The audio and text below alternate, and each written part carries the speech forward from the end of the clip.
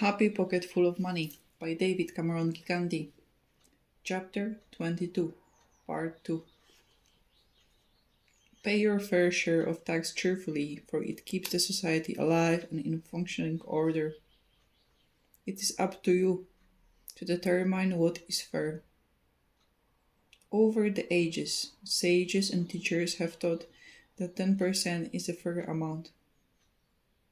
Even religious texts have recommended similar teething arrangements. Mathematically, 10% is also optimal for all involved. I am wealth, I am abundance, I am joy.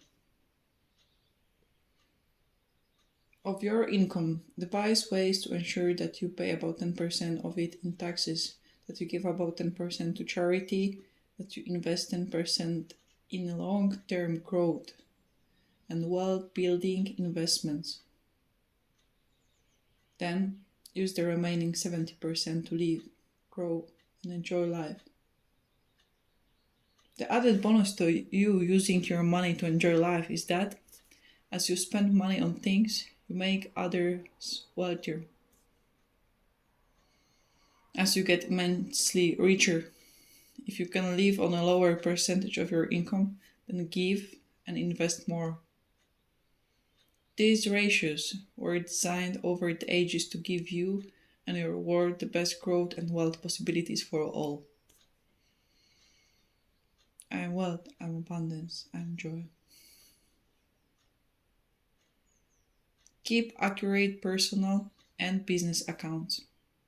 Know what happens to your money and where it goes and comes from. Knowing is the first step to mastery of anything, and not knowing where your money goes is crippling. If your cash out exceeds your cash in, your upkeep, staying alive, will be your downfall. You cannot plan and analyze what you do not know. Be careful, however, about managing your finances. This is not a call to stringent penny pinching and miser lines.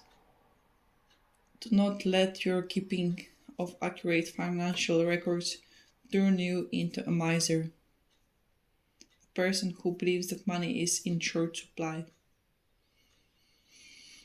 Keeping accounts is just that, keeping accounts. I am wealth, I am abundance, I am joy. Surround yourself with very wise advisors, associates, and employees. The wise person keeps wiser counsel. Have wise counsel in all fields: business, accounting, tax, law, trusts, investments, etc. Pay them well. Pay them on performance. And give them bonuses when they deserve it. Remember, wealth usually flows to those with right knowledge. But the person who gets the wealth does not necessarily have to be the possessor of the knowledge. The wealthy person is often the one who brings together teams of knowledgeable people, even though he or she may not possess the knowledge personally. I am wealth, I am abundance, I am joy. Learn to multiply your efforts. One of the best ways to do that is to delegate massively. Delegate almost everything. Every person has certain unique capabilities, but they also share many other things with everybody else. For example, Einstein's special gift was in physics. That is where he varied most from the rest of us. But on all other things, that variance was very low. He walked, wrote, saw, cleaned the house, and did other chores just a little better or a little worse than we do.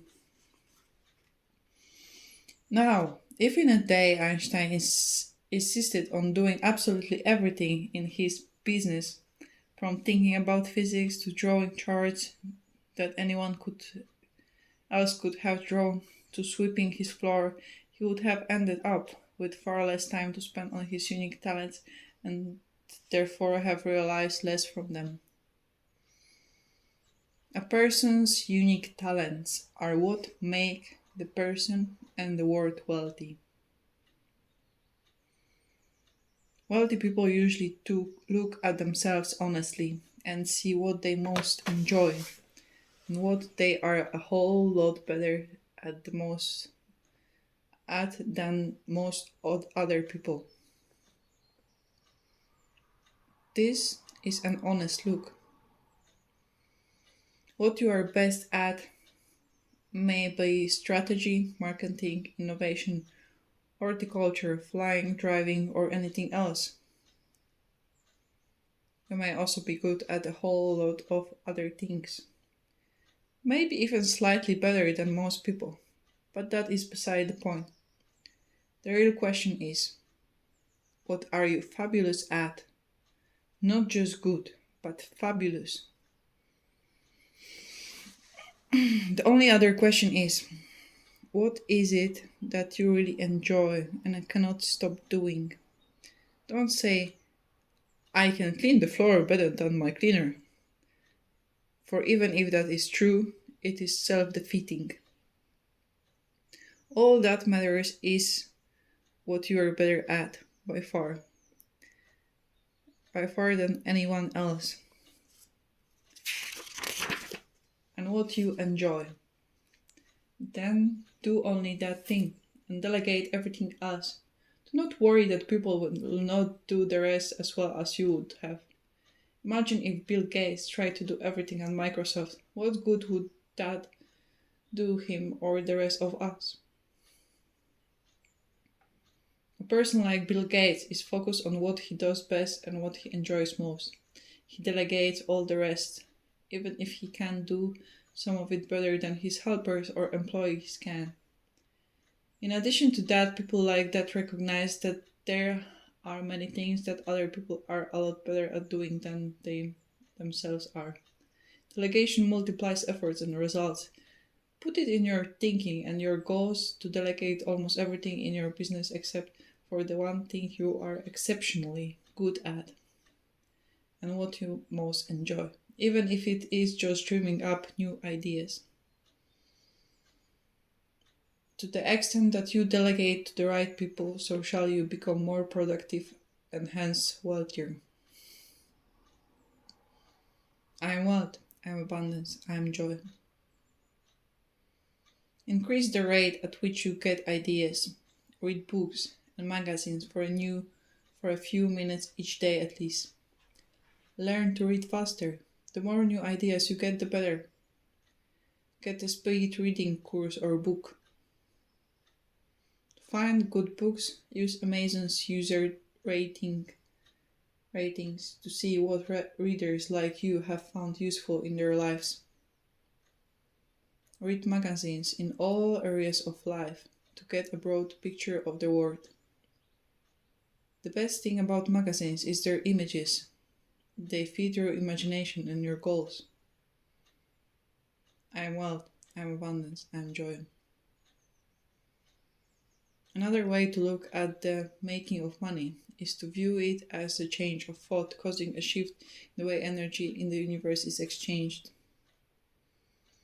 This is not so that you may start living like this, but just so that you may see that simply changing your thought causes a rearranging of the energy in the universe that can lead to increased wealth.